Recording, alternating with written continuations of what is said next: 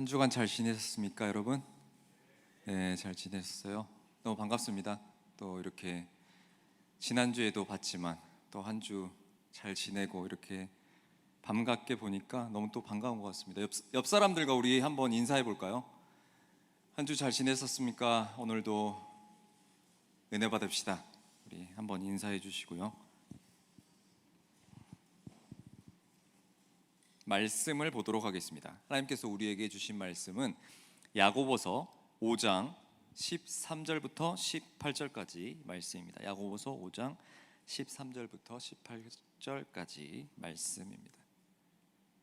다 찾으셨으면 앞에 나와 있으니까요. 함께 13절 말씀 읽도록 하겠습니다. 읽겠습니다. 시작. 여러분 가운데 고난 당하는 사람이 있으면 기도하십시오. 즐거운 사람이 있으면 찬송하십시오. 여러분 가운데 병든 사람이 있으면 교회의 장로들을 초청해 주의 이름으로 기름을 붓고 그를 위해 기도하게 하십시오. 믿음의 기도는 병든 사람을 낫게 할 것이며 주께서 그를 일으키실 것입니다. 비록 그가 죄를 지었을지라도 용서받을 것입니다. 그러므로 서로 죄를 고백하고 병 낫기를 위해 서로 기도하십시오. 의인의 기도는 역사하는 힘이 큽니다. 엘리야는 우리와 본성이 같은 사람이었습니다. 그러나 그가 비가 오지 않기를 간절히 기도했더니 3년 반 동안 땅에 비가 내리지 않았습니다. 그리고 다시 기도했더니 하늘에서 비가 내리고 땅이 열매를 냈습니다. 아멘. 희귀한 책을 모으는 한 수집가가 있었습니다. 그 사람이 어느 날 어떤 사람을 만났는데 그 사람이 오랫동안 보관해오던 성경책을 방금 내가 버렸다라는 얘기를 이 수집가가 듣게 되었습니다. 근데 그 사람이 말하기를 그 책을 인쇄한 사람이 무슨 구텐 뭐라고 하던데 그런 사람이던데요? 이렇게 말을 하는 것입니다. 그 말을 들은 이 수집가는 깜짝 놀라 소리쳤습니다. 구텐베르크 아닌가요?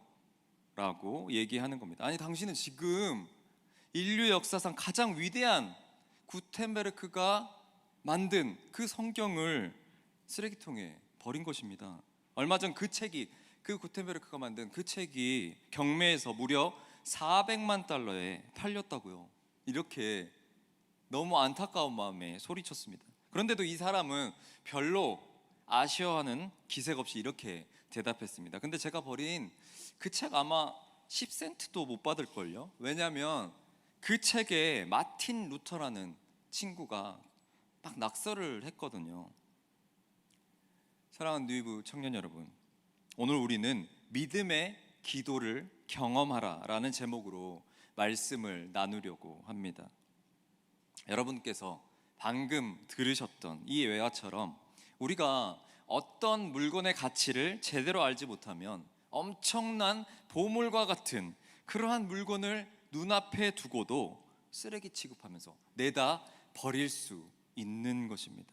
어쩌면 우리가 오늘 함께 나눌 이 기도라는 주제가 바로 이 구텐베르크의 성경책과 같을지 모릅니다. 내 인생을 바꿀 만한 어마어마한 보물임에도 불구하고 우리가 기도에 대해 생각할 때에 기도는 바쁠 때 굳이 안 해도 되는 거 아닌가? 아니면 뻔하고 지루한 종교적 낙서집이다 라고 생각하면서 그렇게 취급하면서 살아가고 있을지 모릅니다. 오늘 이 시간 하나님께서 여러분에게 들려주시는 말씀에 집중하시기 바랍니다. 이 말씀이 종교적 잔소리가 아니라 여러분의 인생을 뒤집을 만한 진짜 보물이 되시기를 소망합니다. 우리가 계속해서 지난주에도 그렇고 계속해서 나누고 있는 말씀은 야고보서 말씀입니다. 아시다시피 야고보는 예수님의 친동생이었습니다. 초대교회 역사를 보면 야고보의 별명은 낙타 무릎이었습니다. 하도 오랫동안 무릎을 꿇고 기도해서 무릎이 낙타 무릎처럼 뻣뻣해졌기 때문에 생긴 별명입니다. 재밌는 것은 아까 제가 초반에 예화에서 성경책에 낙서를 했던 그 마틴 루터가 이 야고보서를 보고 믿음보다 행위를 너무나도 강조한 서신이다. 이 야고보서는 이렇게 야고보서를 지푸라기 서신 같은 그런 서신이다라고 깎아내린 적이 있었습니다. 하지만 여러분, 이 편지는 결코 책상머리에서 쓰인 그런 앙상한 지푸라기나 이론서 그런 게 아닙니다. 이것은 평생을 기도로 승부했던 기도의 대가 야고보 사도가 방황한 성도들의 손에 쥐어주는 가장 실제적이고 강력한 삶의 무기, 그것이 바로 이 야고보서입니다. 당시 야고보의 편지를 받던 사람들은 로마 제국 곳곳으로 흩어진 디아스포라 그리스도인들이었습니다. 여러분, 디아스포라 아시나요? 디아스포라가 뭐죠? 흩어진 사람들이다 라는 의미를 가진 이 디아스포라는 흩어진 사람들이라는 의미에서 저와 여러분의 그런 삶과 많이 닮아 있습니다. 부모님의 따뜻한 품을 떠나서 학업과 취업 때문에 낯선 환경에서 하루하루 치열하게 타향살이를 하고 있는 저와 여러분, 우리 뉴웨이브와 너무나도 닮아 있습니다. 그래서 우리가 현대판 디아스포라다라고 말할 수 있는 것입니다. 야고보는 편지를 마무리하며 이 거칠고 외로운 세상을 버티고 돌파할 수 있는 유일한 해답으로 믿음의 기도를 제시했습니다. 오늘 본문을 통해 기도가 그저 종교적 의무가 아니라 나와 우리 공동체 그리고 이 세대를 바꾸는 폭발적인 능력임을 세 가지 전제를 통해 함께 알아보기 원합니다. 먼저 첫 번째, 믿음의 기도란 병든 자를 위한 기도입니다. 본문 14절, 15절 말씀입니다. 여러분 가운데 병든 사람이 있으면 교회의 장로들을 초청해 주의 이름으로 기름을 붓고 그를 위해 기도하게 하십시오. 믿음의 기도는 병든 사람을 낫게 할 것이며 주께서 그를 일으키실 것입니다. 비록 그가 죄를 지었을지라도 용서받을 것입니다. 아멘. 보통 어른들은 청년의 때를 얘기할 때 에너지가 넘쳐나고 무엇이든 다 할 수 있는 가능성의 시기다라고 말들을 합니다. 하지만 정작 그 시기를 지나고 있는 이 청년들의 속내를 보면 전혀 그렇지 않습니다. 진로와 취업, 인간관계, 그리고 인생에서 처음으로 마주한 이 어른이라는 이 이름의 책임감 때문에 우리 청년들은 보이지 않는 무게에 짓눌려 신음할 때가 너무나도 많이 있습니다. 그런데 여러분, 마음에 우울감이 찾아오고 이런 여러 가지 삶의 무게에 짓눌릴 때에 우리에게 가장 먼저 나타나는 증상이 뭔 줄 아십니까, 여러분? 바로 고립과 회피입니다. 스스로 동굴 속 깊이 들어가 버리는 것이죠.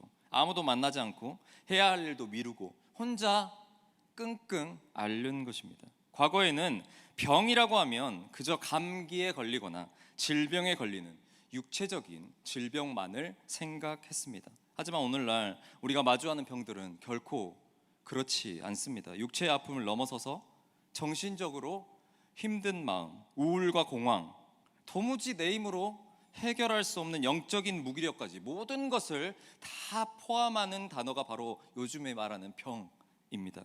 그리고 오늘 본문 14절은 바로 그렇게 영적으로 육체적으로 병들어서 동굴에 갇힌 우리들을 향해 단호하게 권면합니다. 혼자서 이겨내려고 발버둥 치지 말고 그 아픔을 내 주변의 영적 리더들에게 나누고 기도를 청하라 라는 것입니다. 그런데 우리가 15절 말씀을 읽었을 때 굉장히 헷갈리는 신학적인 질문 하나가 떠오릅니다. 비록 그가 죄를 지었을지라도 용서받을 것입니다.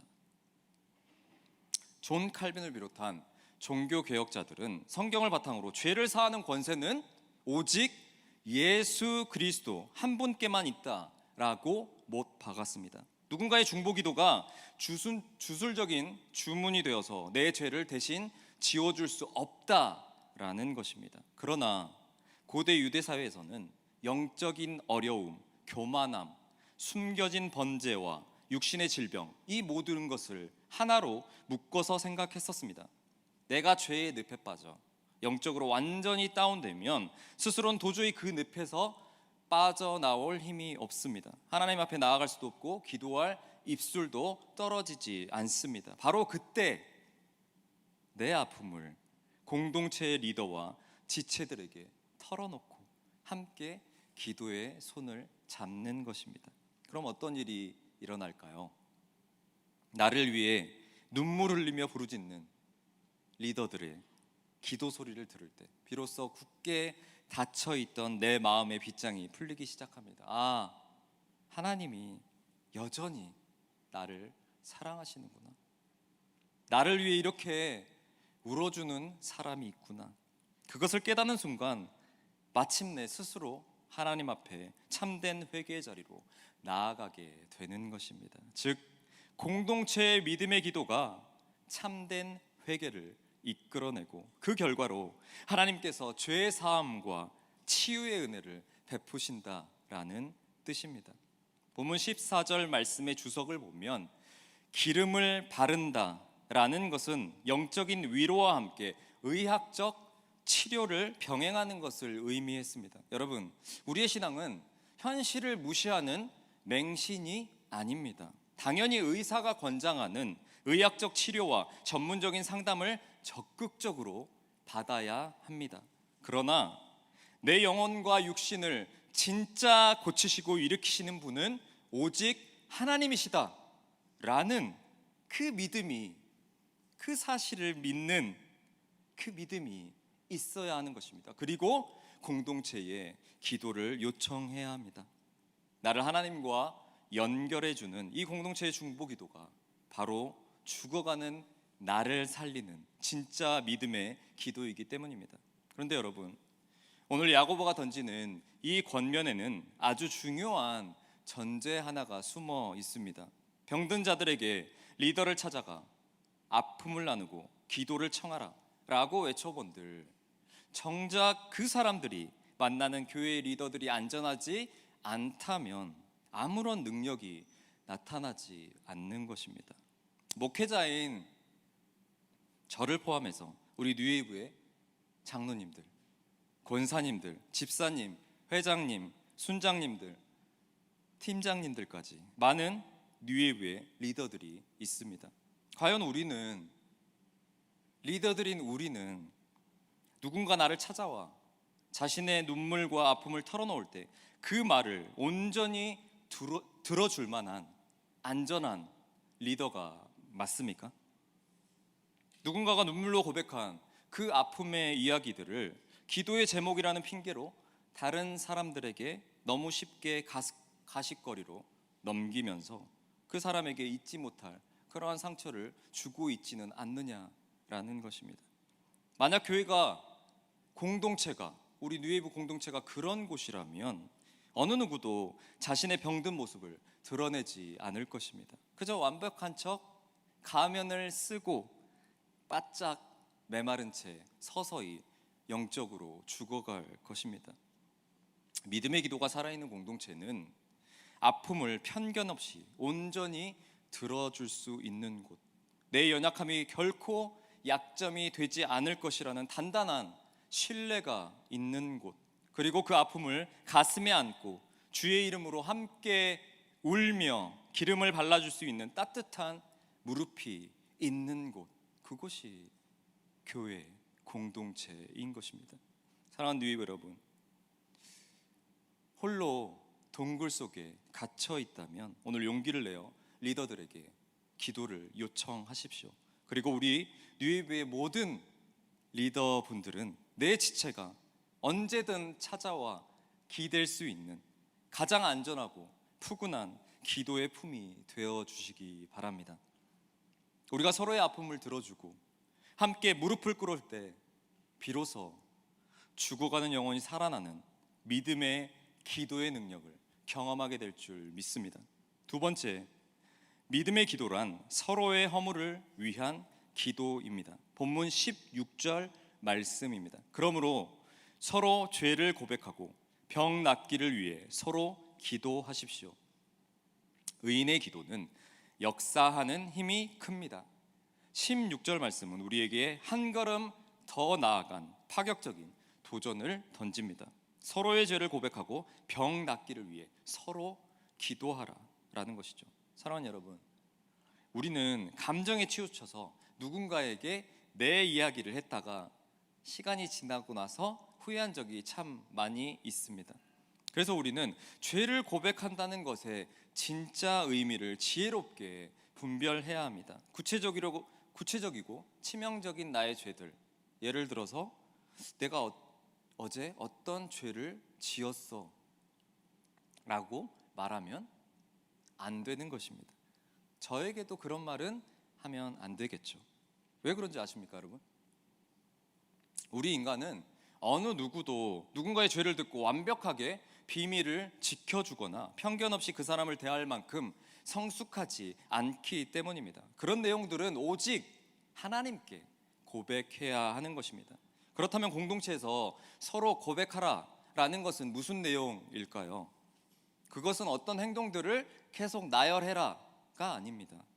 그것은 말씀을 통해 깨달은 내 영적 상태의 방향성을 고백하는 것입니다. 내가 이런 행동들을 했어가 아니라 나는 그동안 내 주장이 무조건 옳다고 믿었었는데 이번 주 말씀을 듣고 보니까 내 생각만 맞다고 우기는 것은 그건 교만인 것 같아 라고 말을 하는 것입니다. 그게 내 죄인 것을 깨닫게 되었어 라는 고백을 하는 것입니다. 누군가 들었을 때 속으로 놀랄 만한 그런 이야기를 꺼내는 것이 아니라 누구나 듣고 공감하며 이해할 수 있는 내용을 꺼내야 하는 것입니다. 나를 포장하던 영적 방어 기제를 내리고 나의 연약함을 투명하게 꺼내 놓을 때 공동체 전체가 나에게도 맞아 저런 교만이 있었지 라며 공감과 회개로 나아가게 되는 것입니다. 본문에 나오는 의인은 죄를 한 번도 짓지 않은 완벽한 도덕군자를 뜻하지 않습니다. 때로는 흔들리고 연약하지만 있는 모습 그대로 십자가의 은혜를 힘입어 공동체를 위해 기도할 수 있는 사람, 그 사람이 바로 하나님이 찾으시는 의인인 것입니다. 기도의 능력은 나 혼자 기도할 때보다 나와 똑같이 아파하는 누군가를 위해 눈물로 중보할 때 폭발적으로 발휘됩니다. 기독교의 신앙은 혼자만 살아남는 오징어 게임이 아닙니다. 내 코가 석자인 상황에서도 다른 지체를 위해 손 내밀어 기도할 때 이기적이었던 내 자아가 깨지며 세상을 뒤집는 강력한 기도의 능력이 나타나게 되는 것입니다. 세 번째입니다. 믿음의 기도란 열매 맺는 기도를 말합니다. 본문 17절 18절 말씀입니다. 엘리야는 우리와 본성이 똑같은 사람이었습니다. 그러나 그가 비가 오지 않기를 간절히 기도했더니 3년 반 동안 땅에 비가 내리지 않았습니다. 그리고 다시 기도했더니 하늘에서 비가 내리고 땅이 열매를 냈습니다. 아멘.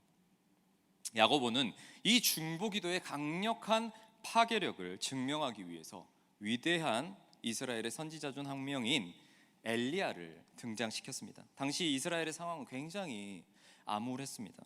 북이스라엘의 아합 왕과 이세벨은 온 나라를 바알 신앙으로 물들였습니다.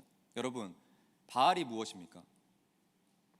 비를 내리게 하고 농사를 잘 짓게 해주는 고대의 경제의 신, 성공의 신이 바로 이 바알이었습니다. 사람들은 하나님을 버리고 눈앞에 풍요와 성공이라는 바알 앞에 너도 나도 무릎을 꿇었습니다. 그리고 이때 하나님은 이 패역한 나라 북이스라엘을 향해 3년 반 동안 하늘 문을 닫으시고 비를 내리지 않으셨습니다. 피 한 방울 내리지 않던 하늘은 어떻게 구름 한 점 없이 시퍼런 그 하늘은 땅이 쩍쩍 갈라지고 메말라 흙먼지만 풀풀 날리고 있었습니다. 마실 물이 없고 사람도 짐승도 목이 다 타들어가며 쓰러지던 아주 끔찍하고 위험한 그러한 상황 가운데 있었습니다. 그 길고 긴 가뭄의 끝자락 가운데 갈멜산 꼭대기에서 성경 역사상 가장 위대한 블록버스터급 대결이 펼쳐집니다. 그것은 450대 1의 대결이었습니다. 바알 선지자 450명과 하나님의 선지자 엘리야 단 한 명이 맞붙게 된 것입니다. 먼저 바알 선지자들이 나섰습니다. 아침부터 저녁까지 제단 주위를 빙빙 돌며 난리를 쳤습니다. 바알이야, 불을 내려주소서 라고 외치면서 춤도 추고 소리도 지르고 나중에는 자기들 몸에 상처까지 내면서 피를 흘리며 펄쩍펄쩍 뛰고 노래하고 소리를 쳤습니다. 그러나 하늘은 고요했습니다. 개미 기어가는 소리조차 들리지 않았습니다. 왜 이렇게 아무런 일이 벌어지지 않았을까요, 여러분? 바알이 진짜가 아니기 때문입니다. 바알이 가짜였기 때문이죠. 다음으로는 엘리야의 차례였습니다. 엘리야는 여호와의 제단을 쌓고 장작 위에 제물을 올려놓았습니다. 그리고 사람들에게 기가 막힌 명령을 내립니다. 저기 가서 물통 4개에 물을 가득 채워다가 제단과 제물과 나무 모든 것에 부어라 라고 명령했습니다. 안 그래도 가뭄이라서 물이 없는데 그 귀한 물을, 물 4통을 콸콸콸 그곳에 들이부었습니다. 그것도 무려 3번이나 반복해서 계속 붓게 했습니다. 제단 주위에 물이 찰랑찰랑 흥건하게 고였습니다. 여러분, 상식적으로 물에 젖은 나무에 물에 흠뻑 젖은 나무에 불을 붙이기 쉽나요? 불을 붙였을 때 불이 잘 붙을까요?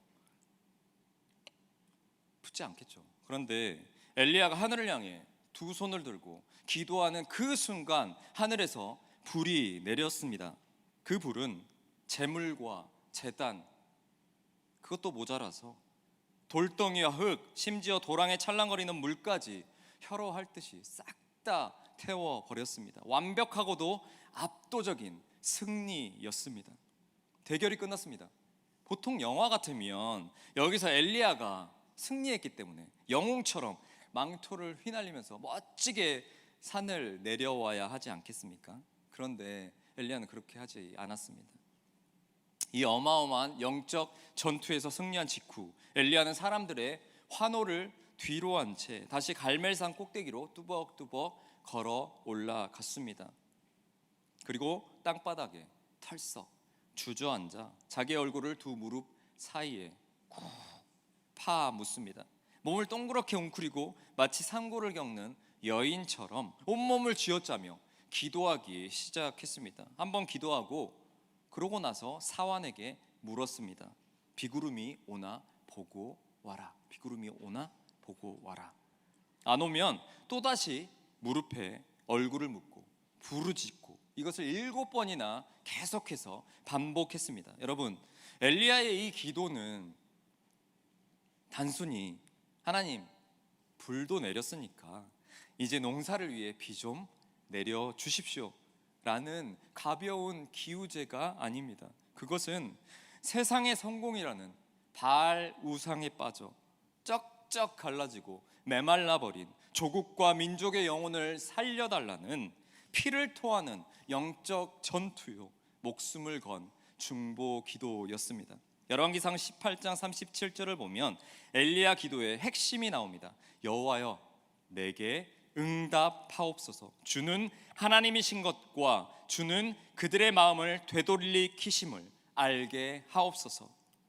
엘리야는 지금 세상의 성공이라는 바알에 취해 영적으로 메말라 죽어가던 백성들의 마음이 다시 하나님께로 흠뻑 젖어 돌아오게 해달라고 피를 토하며 중보기도 했던 것입니다. 엘리야가 사환에게 묻습니다. 바다 쪽을 다시 바라봐라.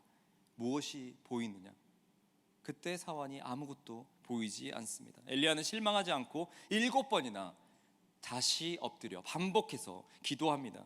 마침내 7번째에 바다에서 사람의 손만한 작은 구름이 일어납니다 라는 보고를 받게 됩니다.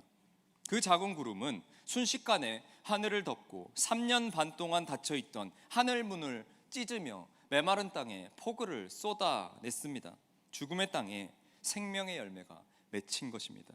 그런데 야고보 사도가 이 어마어마한 스토리를 꺼내면서 엘리야를 이렇게 소개합니다.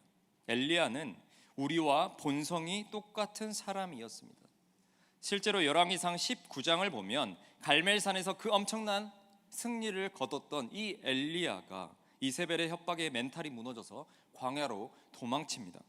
로덴나무 아래에 널브러져서 하나님, 저 이제 그만 살고 싶습니다. 저 죽여주십시오 라며 심각한 우울증과 무기력에 빠져 엉엉 울게 됩니다. 이런 모습은 우리와 다를 바 없는 연약한 그러한 사람의 모습이죠. 여러분, 엘리야가 완벽해서 엘리야의 기도가 응답된 것이 아닙니다. 기도를 들으시는 하나님이 완벽하시기 때문입니다. 우리는 여전히 나약합니다. 부족합니다. 그러나 우리 자신만을 위하는 기도를 넘어 내 옆에 지체를 위해, 이 병든 시대를 위해, 우리 뉴웨이브 공동체를 위해, 하나님을 잃어버린 우리 민족을 위해 무릎 꿇고 중보 기도하기 시작할 때에 하나님은 그 평범한 사람의 기도를 통해 하늘 문을 여시고 시대의 역사를 바꾸시는 그런 놀라우신 하나님이십니다. 말씀을 정리하겠습니다. 사랑하는 뉴웨이브 청년 여러분, 여러분은 절대 나약하지 않습니다. 세상은 여러분의 실력과 이력서 한 줄로 여러분의 능력을 평가하려 들겠지만, 여러분에게는 세상을 창조하시고 역사를 주관하시는 하나님께 드리는 믿음의 기도가 있습니다. 기도는 내 소원을 이루기 위해 동전을 넣는 자판기가 아닙니다. 기도는 나 홀로 신앙의 아래서 깨어나 공동체를 살리고 세상을 바꾸는 강력한 무기입니다. 여러분 중에 고난 가운데 있으신 분이 계시다면 도망치지 말고 하나님께 엎드리십시오.